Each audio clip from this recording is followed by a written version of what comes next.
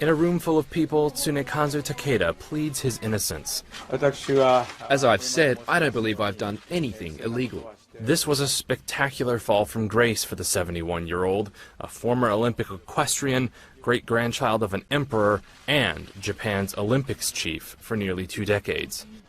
Today, he is being investigated as part of a French inquiry into bribery and corruption, linked to Tokyo's successful bid for the 2020 Games. Reuters' Daniel Lusink is following the story from Tokyo. Well, French prosecutors are investigating over $2 million of payments in 2013 by Tokyo's Olympic Bidding Committee to a now terminated Singapore-based sports consulting business. The business is called Black Tidings, with suspected links to the son of Lamine Diack. Lamine Diack is the former president of World Athletics ruling body IAAF. He and his son have been separately accused by the French prosecutors of corruption and money laundering practices, but both men have denied wrongdoing in the case. The prosecutors have been investigating whether their payments by Tokyo's Olympic Bidding Committee were bribes to Diack to win the 2020 Olympics or for legitimate lobbying efforts. In March, Takeda announced he would be stepping down from Japan's Olympic Committee, and though he's being investigated, he hasn't been formally charged.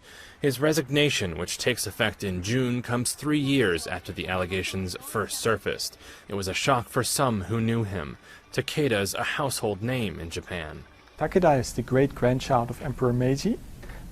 His family lost their royal titles after World War II, shortly before he was born. And his father was an avid horse rider, who was the head of the Japanese Olympic Committee when Tokyo hosted its first Olympic Games in 1964. Aside from that, after university, Takeda followed in his athletic footsteps, competing as an equestrian jumper in the 1972 and 1976 Olympics. His lawyers have declined to respond to questions with specifics. In a statement, they said Reuters' questions about Takeda's past would be a violation of his privacy. Takeda has said he believed the Black Tidings payments were legitimate consulting fees.